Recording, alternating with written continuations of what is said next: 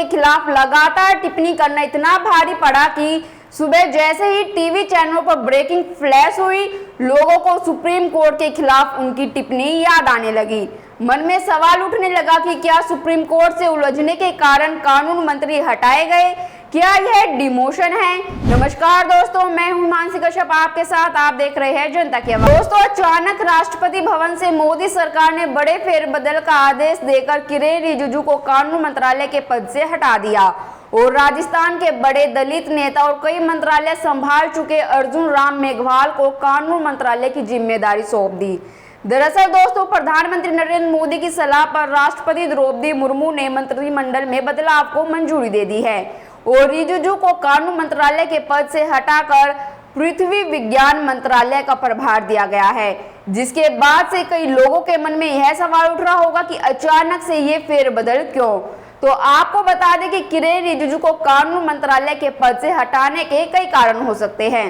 इसमें पहला कारण यह है कि जुलाई 2021 में जब कैबिनेट विस्तार के दौरान उन्हें कानून मंत्री बनाया गया, तब से लेकर उन्होंने अभी तक कई बार सुप्रीम कोर्ट के खिलाफ टिप्पणियां की। हाल ही में रिजिजू ने कहा था कि जजों की नियुक्ति की कोलेजियम प्रणाली पारदर्शी नहीं है।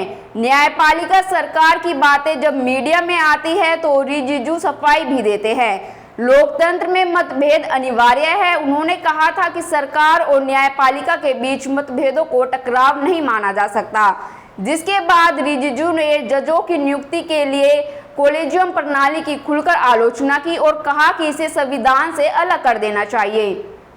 दूसरा कारण कि जब भी सरकार और सुप्रीम कोर्ट की बात होती है तो आम धारणा होती है कि सुप्रीम कोर्ट कुछ कहता है तो उसे सरकार सुनती है।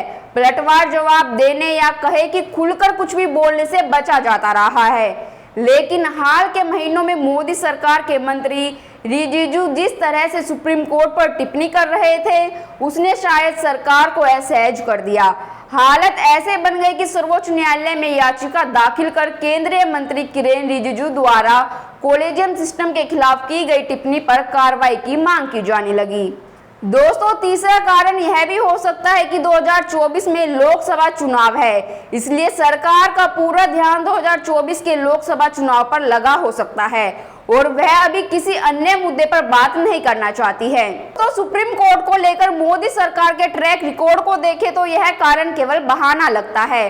दोस्तों, मई 2014 में रविशंकर प्रसाद कानून मंत्री बनाए गए। 6 महीने के भीतर उन्हें हटा दिया। सदानंद देवेगौड़ा कानून मंत्री बने। 2 साल के भीतर उन्हें भी हटा दिया गया और वापस रविशंकर प्रसाद कानून मंत्री बनाए गए। रविशंकर प्रसाद 5 साल तक कानून मंत्री रहे। उन्हें हटाकर किरेन रिजिजू को कानून मंत्री बनाया गया। वे 2 साल भी इस पद पर नहीं रहे। इन बदलावों के बीच न्यायपालिका से मोदी सरकार का टकराव कई मोर्चों पर चला, आगे भी चलता रहेगा। तो किरेन रिजिजू को हटाने के कारण कुछ और हो सकते हैं या नहीं? दोस्तों, मेघवाल को कानून मंत्री बनाए जाने के बहाने पीएम नरेंद्र मोदी ने एक तीर से 2 निशाने साधे हैं। राज्य में अगले कुछ महीनों में चुनाव होने वाले हैं। राजस्थान में दलितों की आबादी 17% है और अर्जुन राम मेघवाल दलितों के बड़े नेता माने जाते हैं। मेघवाल की पदोन्नति से राजस्थान में भाजपा को मजबूती मिल सकती है। दोस्तों, कुछ टाइम पहले किसान आंदोलन चला तो कृषि कानून वापस ले लिया गया। अब पहलवान आंदोलन चल रहा है। सरकार कोई कार्रवाई नहीं कर सकती, लेकिन कानून मंत्री को बदला जा सकता है, जो बदल भी दिया गया।